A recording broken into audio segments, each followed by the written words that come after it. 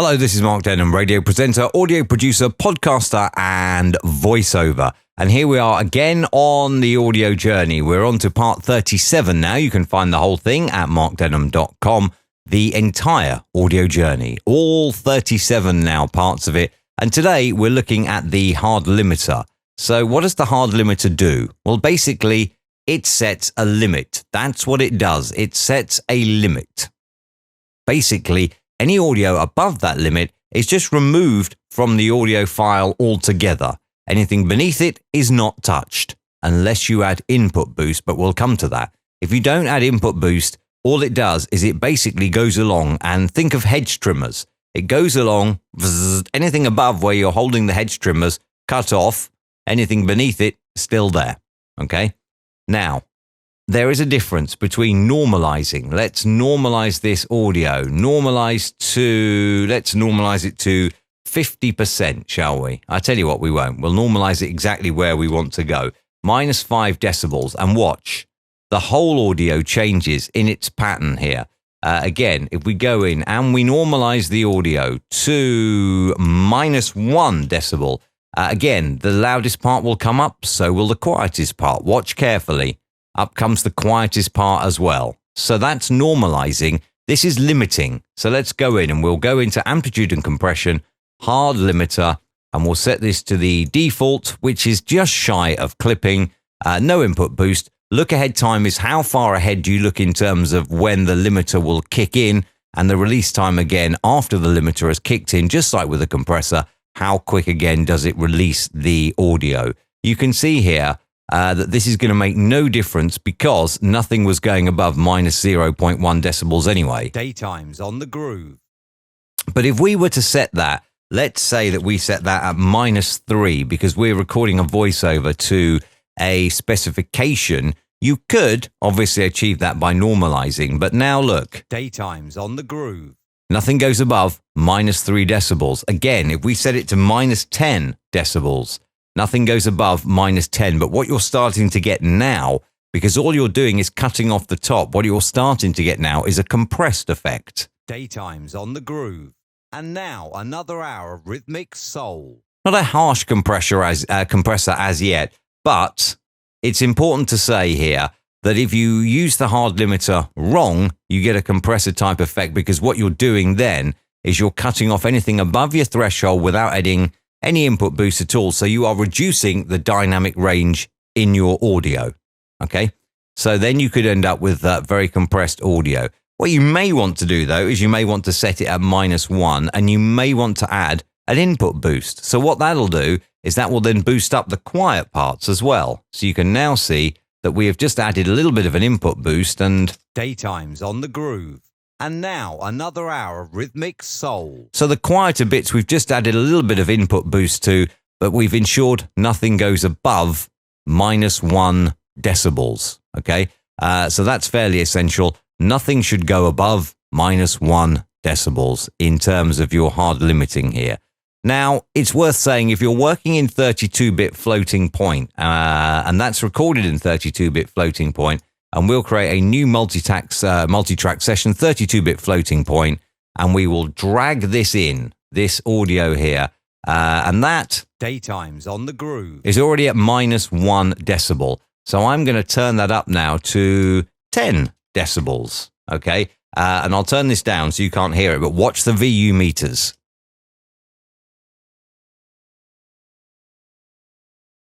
Now that's way, way, way into the distortion levels. I've turned it down so you didn't have to endure that. And you can see here, way, way, way into the distortion levels. What I can do is I can go in, because I'm working in 32-bit float, normalize it to -1 decibel, and it is recoverable.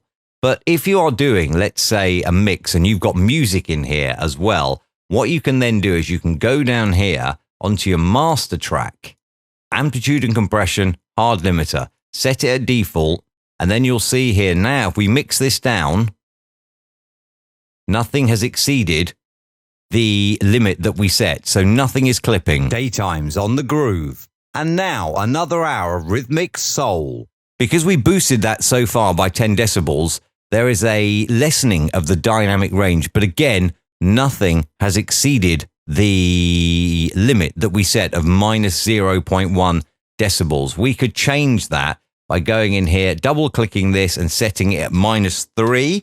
That will have an effect on the dynamic range, but you'll see now when we mix this down, there it comes. Nothing is above -3. Daytime's on the groove. And now another hour of rhythmic soul. But what that's done now, because we boosted it by 10 decibels in the multi-track, we've added 10 decibels to the whole thing. We've then said anything above -3, chop off. What we've done is we've boosted these quiet bits here.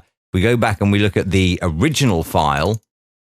There it is. Get rid of that and remove that as well. I'm going to get rid of the preview window because I don't need it. You can see here, very quiet here. Daytime's on the groove. And then let's have a look at that one that we limited. Look how much louder this is, but look at that uniform hedge trimmer cut across the top. -3 decibels, anything above that, get rid of. Daytime's on the groove. And now another hour of rhythmic soul. So the hard limiter is a very good tool that you can play with. Be careful, because if you are using it in a chain of processing, let's say that we add a bit of single band compression on here, and we will set this up at default. So we'll have -20 and 2 to 1, 10 and 100. Happy with that. Okay, so let's apply that. And you'll see that we have reduced the dynamic range here already. So let me go back, and what I want to do is let me play that. Hold on. Times on the groove. And now, so that's around about -7. So let's add 6 decibels of output gain to that.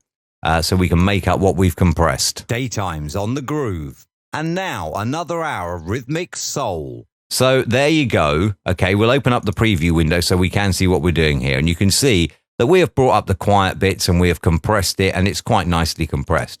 If you then go in and you add a hard limiter to that, again, we'll start with the default. So -0.1, do not allow any clipping, what that is saying. Maybe you are wanting -3. You'll see here, everything has been cut off at -3 now. Daytime's on the groove. And now another hour of rhythmic soul. So, where does the danger come in? Well, if you add some input boost into this, you are double compressing your audio. Listen. Daytime's on the groove. Now, turn that off. Listen to the original. Daytime's on the groove. Now turn it back on and listen to it with the double compression that the hard limiter has added in. Daytime's on the groove. So, be careful. You can use the hard limiter in your processing chain, but just be thoughtful. If you are single band, or if you're any band compressing, you may be adding any form of compression to this. You may also choose to do that via the dynamics window instead. And you may want, there we are, that's set up, that'll do just fine. And again, you'll see here, Daytime's on the groove. That because you've added in this input boost here, you are now double compressing your audio. Daytime's on the groove. So yep, use it. It does work in your processing chain, but just be aware that if you're already compressing your audio and you set a low maximum amplitude and an input boost, the likelihood is that the hard limiter will also compress your audio. Turn this one off altogether, delete that one out of the chain just to prove it. If I add on an input boost here of 10, look at what that does. Now we have compressed audio via the hard limiter. Daytime's on the groove. Because we have added on 10 decibels and we've also said don't go above 3. So all of the audio has been boosted by 10 decibels, which would have, of course, made these bits here clip. If we just left them as that, they would have clipped. But we've said, no, don't go above -3. Everything has had an input boost to it, but then you've said, set that ceiling, don't let anything go above that. So in effect, you have compressed your audio. Use it and have fun with it, but just remember, it can be also used, if set up wrongly, as a compressor. There you go. I hope that has helped. If you have any questions, as always, the entire audio journey is on markdenham.com. You can use the contact page there. You can also get in touch if you need any drops, DJ drops, if you are still playing. Maybe you're now playing from home instead of in your residency. If you need any voiceovers, perhaps your business has adapted to coronavirus and is now doing deliveries instead of actual visits to whatever it is, restaurants, warehouses, whatever you're doing deliveries. Again, I can help you out there. All the details are on there. And if you are learning on the audio journey, all of the parts so far are there. You can go back, watch the whole series, read through the notes that go with them on the website as well. And if you have any questions, use the contact page, get in touch, and I'll be more than happy to answer your questions. Also, if you're watching this on YouTube, stick a comment down below with any question, and I will definitely get back to you. Have fun producing this. Make sure with the ongoing coronavirus situation that you stay safe, stay at home as much as you can. Only go out for what you're allowed to go out for. Don't think about flaunting the rules. You're risking yourself, you're risking your loved ones, and you're risking everyone. So make sure you stay safe. Have fun producing some amazing audio, but do it safely.